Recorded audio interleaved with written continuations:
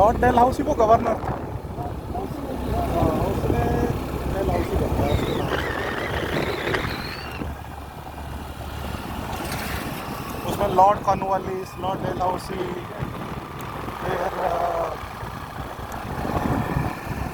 जो सती प्रथा को ख़त्म किया ना, उसका नाम था कॉर्नवालिस था वो शायद।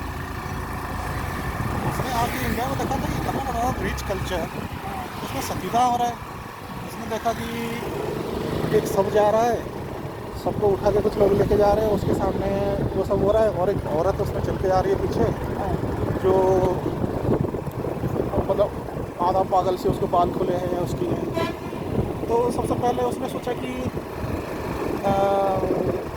क्या कहते हैं, ये ऊपर ही घर की कोई होगी, और लेकिन उसने सुना था कि हिंदुओं के सब संस्कार में कोई औरत जाती नहीं है, तो इसको क्यों, ये क्यों जा रही है और ऐसा पागल। तो उसने एक को पूछा कि बोला कि उनका कोई मतलब नई नई शादी हुई थी लगता है, और वो आदमी गुजर गया तो इसलिए बहुत ज़्यादा दुखी है।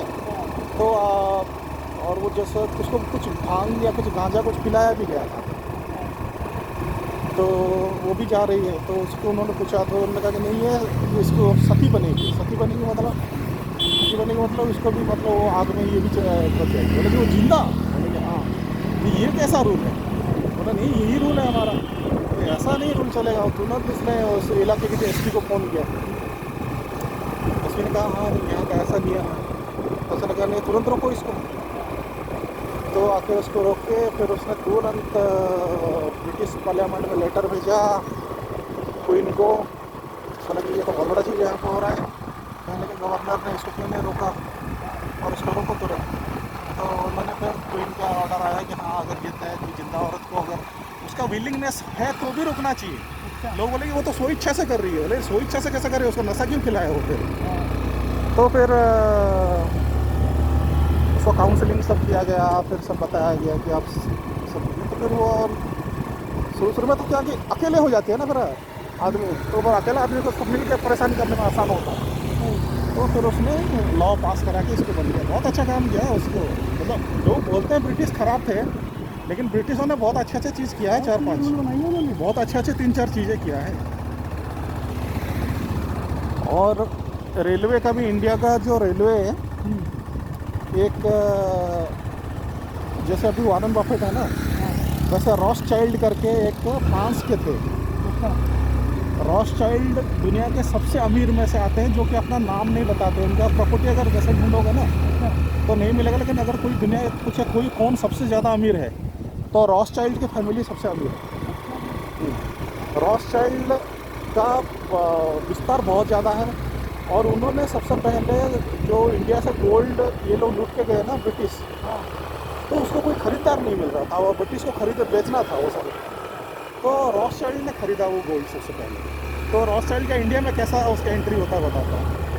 तो पहले तो उसने ब्रिटिश से गोल्ड ख़रीदा सब उस टाइम, गोल्ड ख़रीदा। उसके बाद फिर उसको बिजनेस अपना एक्सपांड करना था, तो उसने यूके गवर्नमेंट को बोला कि हमें भी कुछ अपॉर्चुनिटी दो। और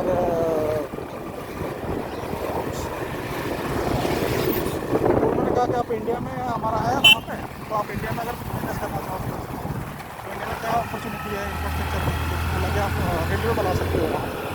तो उसने पूरा रेलवे का फंड किया था इंडिया का, रॉस चाइल्ड। हाँ, वो नाम क्रेडिट ब्रिटिश को जाता है, लेकिन ब्रिटिश इन्वेस्टर रॉस चाइल्ड ने पैसा लगाया। और फिर बाद में रॉस चाइल्ड का सबसे बड़ा गलती उन्होंने, और अमीर होते वो, उस टाइम अमेरिका में वो उन्होंने इन्वेस्ट नहीं किया था, अमेरिका को इग्नोर किया उन्होंने।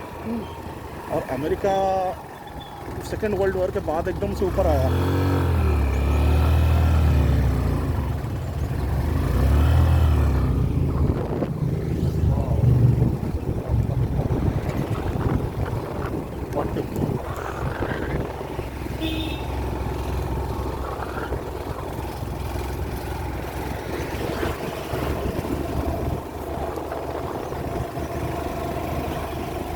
अंग्रेजों ने भी भारत को बहुत सताया है। हाँ, जो अंधविश्वास चीज़ें तो लूटा भी है, दो चीज़ें किया है उन्होंने, लूटा भी है और वो किया है। आगे रुको। आगे। पे वो है ना, वो